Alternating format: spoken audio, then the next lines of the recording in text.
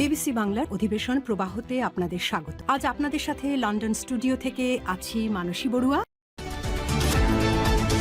বাংলাদেশের সর্বশেষ গুরুত্বপূর্ণ আপডেট সংবাদে আপনাকে স্বাগত। শুরুতেই সংবাদ শিরোনাম, পরে বিস্তারিত। প্রথমেই জানাবো আমাদের হাতে থাকা সর্বশেষ গুরুত্বপূর্ণ সবথেকে তাজা আপডেট সংবাদ। বেআইনিভাবে বাংলাদেশ সীমান্তে ৫,০০০ মুসলমানকে পুশব্যাক করেছে ভারতের সন্ত্রাসী, শুভেন্দু জানালো আন্তর্জাতিক মানবাধিকার সংগঠন HRW।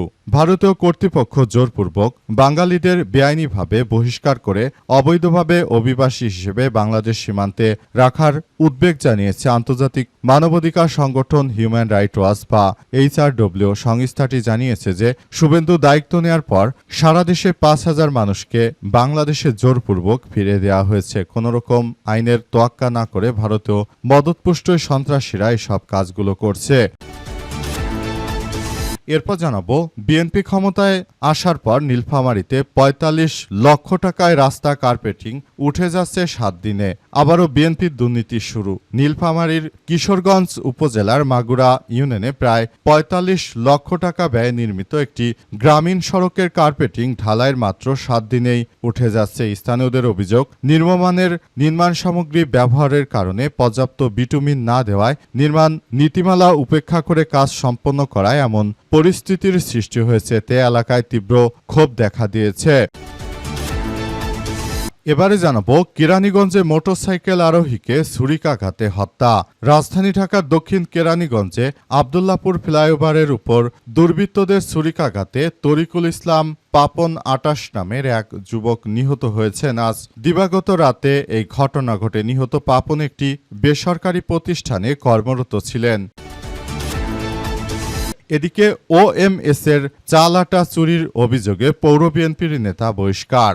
আবারও বিএনপির নেতৃত্ববৃন্দরা আকাশ করেছে। সরকারি OMS কর্মসূচির চাল ও আটা অবৈধভাবে মজুত রাখার অভিযোগে চুয়াডাঙ্গা পৌর বিএনপির সাংগঠনিক সম্পাদক সোহেল আহমেদ মালিক সুজনকে দল থেকে বহিষ্কার করা হয়েছে। দলীয় শৃঙ্খলা বিরোধী কর্মকাণ্ডে জড়িত থাকার অভিযোগে তার বিরুদ্ধে এমন কার্যক্রম হাতে নেওয়া হয়েছে বলে নিশ্চিত করেছে তারা। এবং সর্বশেষ জানাবো, সংসদে না হলে রাজপথে, জুলাই সনদ বাস্তবায়ন হবেই বললেন জামাত ইসলামের আমির ডাক্তার শফিকুর রহমান। বাংলাদেশ জামাত ইসলামের আমির ডাক্তার শফিকুর রহমান জানিয়েছেন যে সরকার জুলাই সনদ নিয়ে যে টালবাহানা করছে, সংসদে যদি জুলাই সনদকে বাস্তবায়ন না করে বিএনপি, তাহলে ভবিষ্যতে আমরা রাজপথে নামার জন্য প্রস্তুতি নিচ্ছি। তিনি আরও জানিয়েছেন যে আমরা চাই এমন একটি সুন্দর সমৃদ্ধির বাংলাদেশ গড়ে তুলতে, যেখানে কোনো সন্ত্রাসী কার্যক্রম থাকবে না, যেখানে থাকবে সবকিছু সুন্দর পরিবেশে, এমন একটি বাংলাদেশ আমরা গড়ে তুলতে চাই। তিনি আরও জানিয়েছেন যে এটি আসলে বিএনপির সরকারের সবথেকে বড় প্রতারণা। তারা ক্ষমতায় এসেছে জনগণের ভোটে, কিন্তু জনগণকে তারা আসলে মানতে চাইছে না।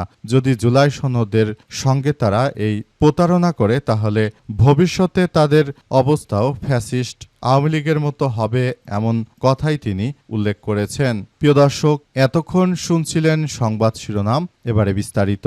তবে তার আগে বন্ধুরা অনুরোধ থাকবে, এই সংবাদটিতে একটি লাইক দিন। এই চ্যানেলে আপনি নতুন হয়ে থাকলে আমাদের সংবাদটি দেখতে দেখতে চ্যানেলটি সাবস্ক্রাইব করে রাখুন। কমেন্ট করে বন্ধুরা আপনার মূল্যবান মতামত জানিয়ে দিন আপনি বিশ্বের কোন দেশ থেকে বা বাংলাদেশের কোন স্থান থেকে আমাদের সংবাদটি দেখছেন এবং শুনছেন। আর বন্ধুরা, সংবাদটি আপনার সোশ্যাল মিডিয়া ফেসবুকে শেয়ার করে বন্ধুদেরও দেখার সুযোগ করে দিন। আজকের এই সংবাদ সম্পর্কে আপনার মূল্যবান মতামত কমেন্ট বক্সে কমেন্ট করে জানিয়ে দিন।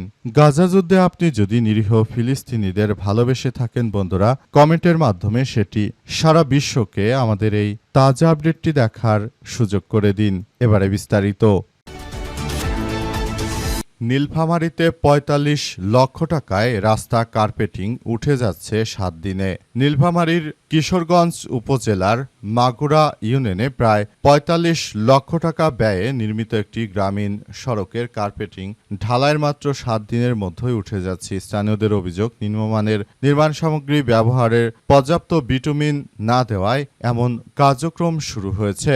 সরেজমিনে গিয়ে দেখা গেছে যে কিশোরগঞ্জ উপজেলার মাগুরা ইউনিয়নের দর্জিপাড়া এলাকায় সদ্য নির্মিত সড়কের বিভিন্ন স্থানে কার্পেটিং আলগা হয়ে উঠে যাচ্ছে। এটি বিএনপি বিএনপি সরকার বর্তমান ক্ষমতা আসার পরই এমন কার্যক্রমগুলো চলছে। ধারণা করা হচ্ছে যে বিএনপির নেতৃত্ববৃন্দরা তারা মূলত ক্ষমতা আসার পর থেকেই এমন কিছু বিষয় আসলে ঘটতে শুরু করেছে। এই বিষয়গুলো আমাদের সবার জন্য খুবই গুরুত্বপূর্ণ একটি বিষয় হিসেবে দেখা যাচ্ছে। আমরা মনে করি এই ধরনের কার্যক্রমগুলো এভাবে যদি চলতে থাকে সেটি সবার জন্য এক ভয়াবহ বিপর্যয়কর পরিস্থিতি বয়ে আনতে পারে। সুতরাং বিষয়গুলো নিয়ে সবাইকে এখনই খুবই গুরুত্ব সহকারে কার্যক্রম চালাতে হবে। বিএনপির যারা দায়িত্বশীল নেতৃত্ববৃন্দরা রয়েছেন, আপনারা যদি রাস্তাঘাট তৈরি করার ক্ষেত্রে এভাবে নিম্নমানের সামগ্রী ব্যবহার করেন তাহলে সেটি বাংলাদেশের মানুষের মনে আঘাত করতে পারে। সুতরাং বিষয়গুলো সেভাবে বিবেচনা করে তারপর রাস্তাগুলো নির্মাণ কাজ সুন্দরভাবে করবেন সেই প্রত্যাশা বাংলাদেশের জনগণের। তারা মনে করে বিএনপি সরকারের মধ্যে যারা রয়েছে তাদের বেশিরভাগই দেশপ্রেমিক। সুতরাং দেশপ্রেমিক মানুষেরা কখনোই এই ধরনের কাজ করবে সেটি এলাকাবাসী মেনে নিতে পারছে না। এলাকাবাসীর সঙ্গে আমরা কথা বলে বিষয়গুলো সম্পর্কে আরো জানতে পারলাম যে এলাকাবাসী কখনোই চায় না যে এই কার্যক্রমগুলো অর্থাৎ এই রাস্তাগুলো এমনভাবে কার্যক্রম করা যাক। নতুন করে বিষয়গুলো খুবই গুরুত্ব সহকারে আসলে করা হচ্ছে। বিষয়গুলো নিয়ে সবাই খুবই সচেতন অবস্থায় রয়েছে। রাজধানীর কেরানীগঞ্জে মোটরসাইকেল আরোহীকে ছুরিকাঘাতে হত্যা। দক্ষিণ কেরানীগঞ্জের আবদুল্লাহপুর ফ্লাইওভারের উপর দুর্বৃত্তদের ছুরিকাঘাতে তরিকুল ইসলাম পাপন ২৮ নামের এক যুবক নিহত হয়েছেন। আজ রাতে ঘটনা ঘটে। নিহত পাপন একটি বেসরকারি প্রতিষ্ঠানে কর্মরত। গুরুতর আহত অবস্থায় তাকে স্থানীয় হাসপাতালে নেওয়া হয়। পরে সেখান থেকে ঢাকা মেডিকেল কলেজ ঢামেক হাসপাতালে জরুরি বিভাগে হস্তান্তর করা হলে কর্তব্যরত চিকিৎসক রাত 12টার দিকে তাকে মৃত ঘোষণা করেছে। এই ঘটনার পর পরিস্থিতি এখন থমথমে অবস্থা বিরাজ করছে। সবাই যার যার জায়গা থেকে এই কার্যক্রমগুলো থেকে বেরিয়ে আসার জন্য চেষ্টা চালাচ্ছে। সারা দেশ জুড়ে বিএনপির সন্ত্রাসী দল ক্ষমতা আসার পর থেকে এমন কার্যক্রমগুলো চলমান রয়েছে এবং বর্তমানে বিএনপির নেতৃত্বাধীন সরকার ক্ষমতা আসার পর থেকে বাংলাদেশে এভাবে অসংখ্য মানুষ মরার ঘটনা ঘটছে। এমন ঘটনাগুলো দেখে সবাই হতচকিত হয়ে পড়েছে। সবাই বলাবলি করছে যে এই ধরনের কার্যক্রম আসলে মেনে নেওয়া যায় না। যদি এভাবে এটি চলতে থাকে এটি ভবিষ্যতে বাংলাদেশের জন্য আরো এক ভয়াবহ বিপর্যয়কর পরিস্থিতি বয়ে আনতে পারে। সুতরাং এখনই বিষয়গুলো নিয়ে খুবই গুরুত্ব সহকারে কার্যক্রম চালিয়ে যেতে হবে। যদি তারা মনে করে যে এই বিষয়গুলো আমরা সবাই খুব সুন্দরভাবে কার্যক্রম চালাচ্ছি সেটি সম্পূর্ণ ভুল। কারণ তারা শুরু থেকে ক্ষমতা আসার পর থেকেই এমন কার্যক্রম চালাচ্ছে যেগুলো বাংলাদেশের মানুষকে পুরো হতাশার মধ্যে ফেলেছে। বিএনপির নেতৃত্বাধীন সরকার যখনই বাংলাদেশে ক্ষমতা আসলো তখন থেকে বাংলাদেশে এক ভয়াবহ বিপর্যয়কর পরিস্থিতি চলছে। এই পরিস্থিতিতে প্রতিনিয়ত বলি হচ্ছে আমাদের সাধারণ মানুষেরা। তারা মূলত যারা এই বিভিন্ন কার্যক্রমে যাচ্ছে বা আসছে তারা সবাই একরকম সমস্যার মধ্যে পতিত হচ্ছে। তারা মূলত এই বিষয়গুলো নিয়ে খুবই গুরুত্ব সহকারে কার্যক্রম দেখভাল করছে এবং এই বিষয়গুলো সবাইকে ভাবাচ্ছে। আসলে বিষয়গুলো কোন দিকে যাচ্ছে, কি হচ্ছে সেটি আমাদের সবার জন্য এক ইতিবাচক কারণ হিসেবে আসলে আবির্ভূত হচ্ছে। ওএমএস এর চাল আটা মজুদের অভিযোগ, পৌর বিএনপির নেতা বহিষ্কার। আবারও বিএনপি ক্ষমতা এবং তাদের নেতাকর্মীরা এভাবে চাল ডাল আটা অবৈধভাবে মজুদ করছে। জনগণকে না দিয়ে তারা ভাগ বাটোয়ারা করে খাচ্ছে। সরকারি ওএমএস এর কর্মসূচি চাল ও আটা অবৈধভাবে মজুদ রাখার অভিযোগে চুয়াডাঙ্গা পৌর বিএনপির সাংগঠনিক সম্পাদক সোহেল আহমেদ মালিক সুজনকে দল থেকে বহিষ্কার করা হয়েছে। দলীয় শৃঙ্খলা বিরোধী কর্মকাণ্ডে জড়িয়ে থাকার অভিযোগে তার বিরুদ্ধে এমন সাংগঠনিক ব্যবস্থা গ্রহণ করা হয়েছে। আজ চুয়াডাঙ্গা জেলা বিএনপির সাধারণ সম্পাদক মোহাম্মদ শরীফুল শরীফ স্বাক্ষরিত এক বিজ্ঞপ্তিতে এই তথ্য নিশ্চিত করা হয়েছে।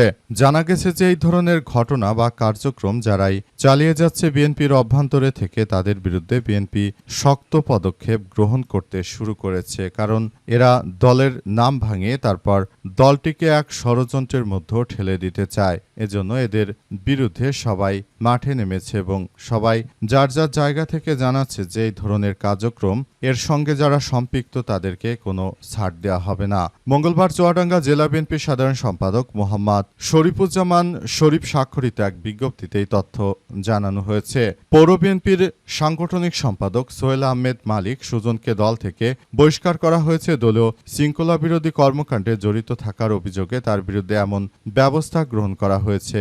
এছাড়াও দল থেকে আরও জানানো হয়েছে যে এই ধরনের কার্যক্রম তিনি আগে থেকেই করে আসছিলেন। তার বিরুদ্ধে তাই বিষয়গুলো নিয়ে খুবই গুরুত্ব সহকারে কার্যক্রম চালানো হচ্ছে।